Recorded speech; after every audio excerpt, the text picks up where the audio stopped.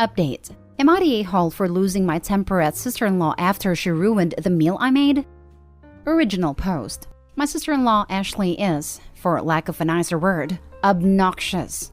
She constantly does whatever she wants, even when you ask her not to. She thinks she's right above everyone else, even when she's dead wrong.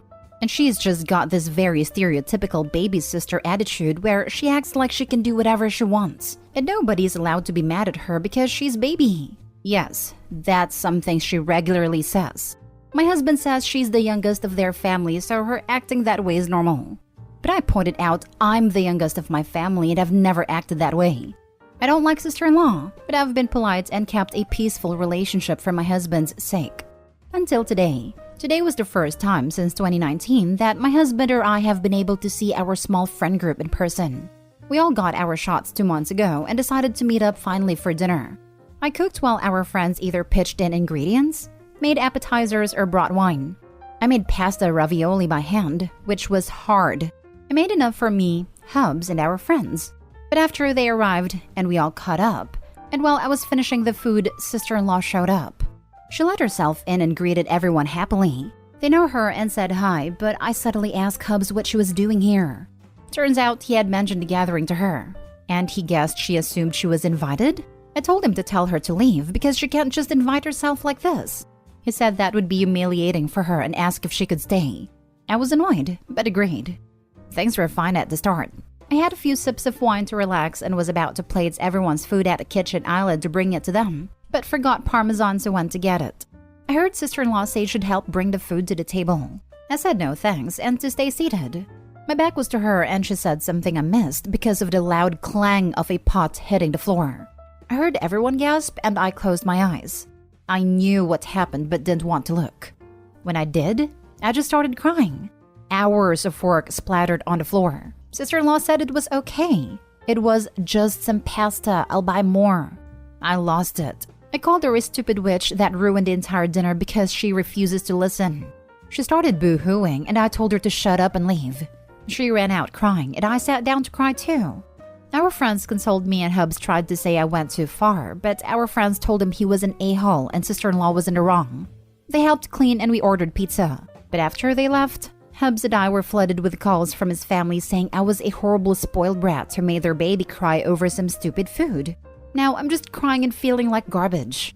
Did I go too far? I don't usually get so angry or curse. Am I the a-hole? Edit. Hub said he understands I'm upset the food was wasted, but he doesn't think my outburst was warranted and was actually kind of extreme.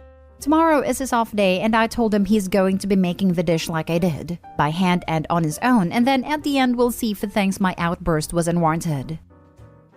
Now for the top comments before reading the updates. Not the a-hole. This incident was the straw that broke the camel's back. I've made stuffed ravioli a few thousand times and it's always difficult and expensive. It's not just pasta. It's hours and hours of planning, prep, and work that she completely dismissed like it didn't matter. Like you don't matter. That was on top of her barging in when she wasn't invited. Frankly, I think she got off light, and so did your husband. He really needs a reality check. His sister's behavior is not normal and has nothing to do with her being the youngest. Enough is enough. I'm the baby of my family, youngest of all my siblings and cousins. So I'm the youngest. And my family would have looked at me like I'd sprouted another head if I'd ever acted even half as bad as my sister-in-law does. It baffled me when I first saw her parents/older siblings act like it was nothing. I'm the youngest in my family as well, and if anything, it made me act more mature so I could keep up with my older siblings. I hated being referred to as the baby. Not the a-hole.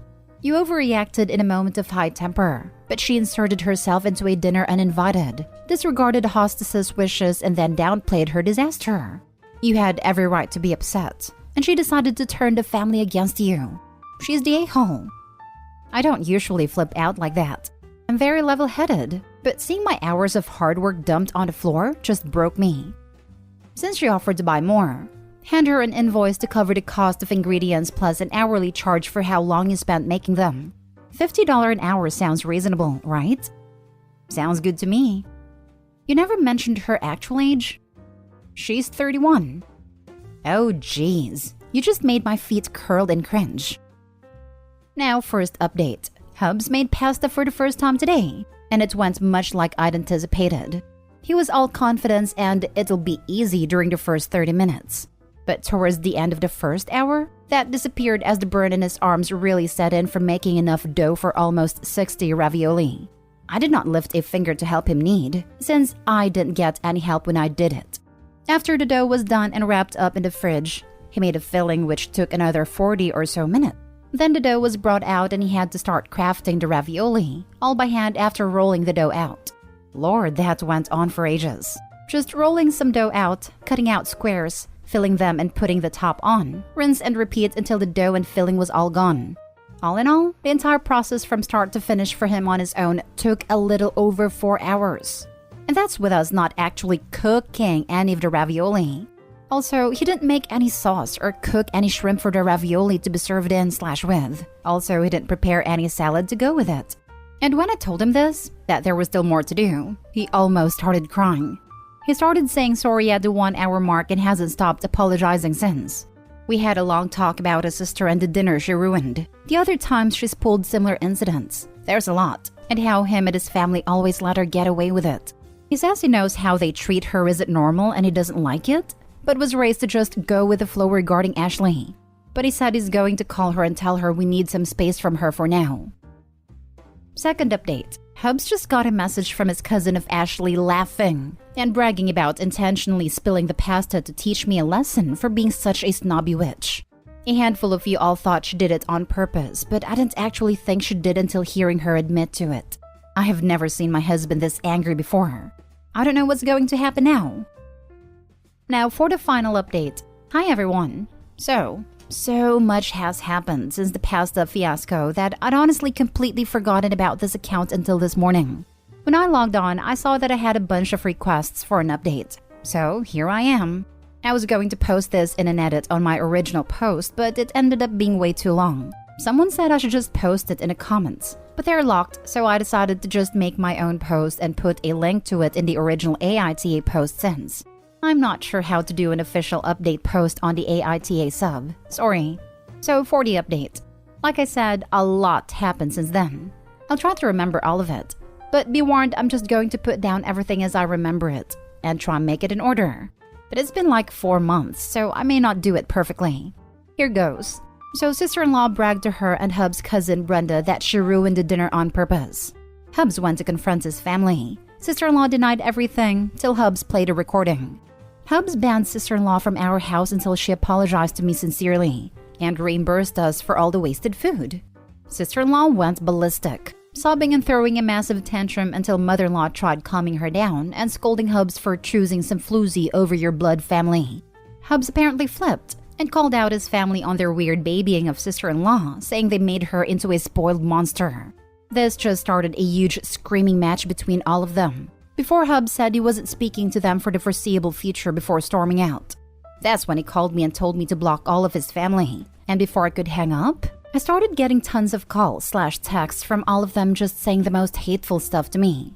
All of my socials, from my personal Insta to my work email, were bombarded with hate until I managed to block all of them, but it took weeks for them to all stop. The only people in Hub's family who weren't harassing us were his paternal grandparents, his maternal grandmother, a few of his cousins on both sides, and his paternal aunts/uncles. Actually, I think all of the hate was from his maternal side, though not all of them. After blocking them, all things were peaceful. Until a few weeks later, our friend Kelly's car was vandalized really bad when she stayed at our house for the weekend. I'm talking the sides were keyed. All the tires were slashed, the windows were sprayed painted, and they even tore off the tag and shoved it down into the driver's side door where the window slides down. We checked the doorbell cam and it was sister-in-law and brother-in-law. Seems they mistook Kelly's car for mine since both Kelly and my car are black.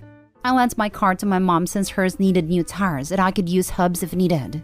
Needless to say, we called the cops and Kelly pressed charges on both of them.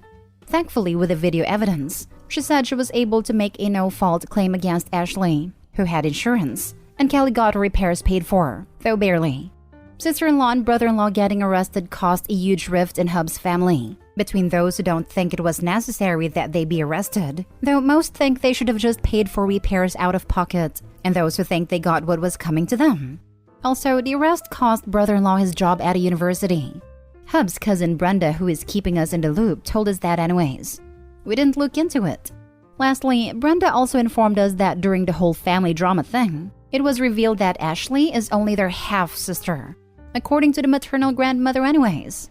Seems she verbally tore mother-in-law to pieces after mother-in-law insinuated sister-in-law hadn't done anything to deserve this treatment. Brenda said their grandmother said, "You felt bad that your husband didn't love her because he knew she was just your shameful affair baby. So you loved her more than your other kids in some twisted effort to make up for it. And you pulled your other kids into doing it too, and all you did was succeed in spoiling her rotten."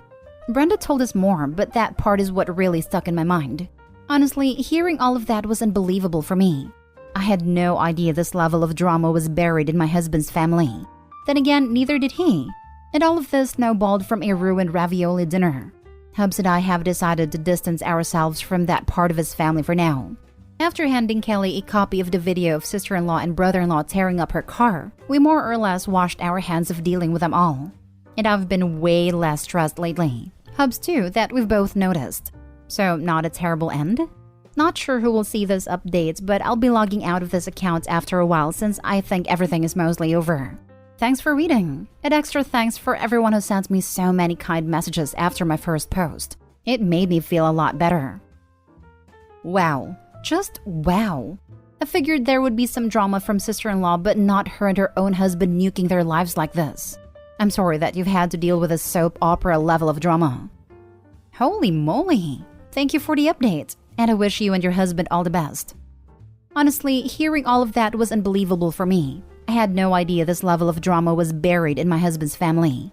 The story went off the rails. I figured it was going to be some family timeout time, and they'd call it a day. Was not expecting a valley of hidden shame. My goodness. At least Ashley got her comeuppance in the end. I wonder if she knew she was an affair baby before this. Lots of drama and psycho behavior. Your poor husband. I can't imagine losing everyone you love because your half-sister is a complete basket case. But she's that way because her mother's shameful secret. Grandma was not playing. Total savage, and I love her for it. Thank God you had people who had your back. And amen for that doorbell camera footage. I can't believe she went that far because she was finally called out on her behavior. I wish you all the best and good luck with your future happiness. You rule. Now for the last story. Am I the a-hole for having my husband drive me back to shore when I wasn't allowed to fish? I, 32 female, rented a boat 2 weeks ago to go fishing. My husband suggested we celebrate his birthday at the same time, which is coming right up because he loves boating. I had no problem with it, but the whole rental was originally so I could fish. He invited our mutual friend Greg along, which was no big deal. But it soon turned into Greg driving everywhere and telling us to relax and have a few beers. He refused to sit on one spot for more than 10 to 15 minutes, so I wasn't able to fish at all. Every time I would have a line out for more than 5 minutes, he would ask if we were ready to move on to the next spot. At one point, even bringing us to a crowded sandbar beach where I obviously wasn't able to fish. Roughly 3 hours in, I asked if they could stop driving around so I could do some fishing, and he immediately stopped the boat. No questions asked. But it got really awkward after that. Greg making comments about how he wished he liked to fish, so he could understand the hype of sitting in one single spot while on a boat, because he can't stand it. Heavily sighing and pacing the boat, etc. I know for a fact he wasn't trying to be a prick. He truly just couldn't stand sitting in one spot so that I could fish. So my husband at this point was getting uncomfortable with how awkward Greg was unintentionally making things, and said, "Well, babe, are you about ready to move to the next spot?" At this point, I just asked them to bring me back to shore. Both of them started protesting and apologizing, saying it was fine and we could stay there longer. But at this point, I was so over the entire trip because I didn't get to fish more than 25 minutes at this point. They bring me back to shore, still apologizing, and Greg saying he was sorry for ruining my fishing trip. And I just said it was fine and walked off to my car without saying another word to them. Well, after my husband got home, he was really quiet. And when I asked why, he said that it was a bummer that I chose to leave instead of just enjoying the boat for what it was. He said he understands my frustrations, but he couldn't understand why I took it to a level of ruining my entire day and leaving him on a boat that was meant for us.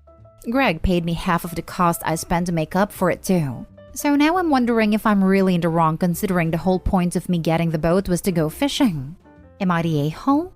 Edited to add, both Greg and my husband knew I rented a boat to fish. My husband even brought his fishing pole but didn't end up using it. Now for the top comments. Not the a-hole. Inviting Greg defeated the entire purpose. Lesson learned, I hope. The boat wasn't for the us he mentioned because Greg was also there. I would understand if it were two couples, but a married couple plus husband's friend is just strange and awkward. Plus, he hijacked your fishing trip. He could have said, or asked, to just enjoy this weekend with him during his birthday and go fishing another time. Edit, he had his fishing pole with him, so he knows how fishing works. He just wanted to get drunk on a boat. It doesn't have to be awkward. My significant other and I have been together for 16 years. We've done camping trips, mini vacays, or day trips with one extra person many times. It's only awkward if you make it awkward. We make a point to be welcoming and chill. That being said, Greg took over the trip, which is rude since he was invited along and didn't take part in planning. If either OP or her hubby knew Greg was going to want to drive around the whole time, maybe he wouldn't have gotten an invite. Also, if I rented a boat, I'd be the only one driving. I wouldn't be risking anyone being dumb and costing me big bucks paying for damages. So if Greg just took over driving and asked, he's doubly the a-hole. Not the a-hole. You wanted to fish and rented a boat. You weren't able to fish. Letting Greg do the day the way he wanted to do it was a mistake. He was your guest and should have behaved like one. Also, if Greg doesn't like to fish, then he should have declined the invitation. I don't like to fish. I would never say yes to joining someone on a fishing trip. It's like if someone decided to tag along when I was trying to bag a peak, but they hate hiking. Just why? Not the a-hole. Greg is a bad guest. They know your hobby is fishing, right? They know you originally rented a boat to fish, right? They should have been courteous and split up the boat time equally. Also, Greg should take his own advice. Relax, have a few more beers, instead of pacing and complaining like a child.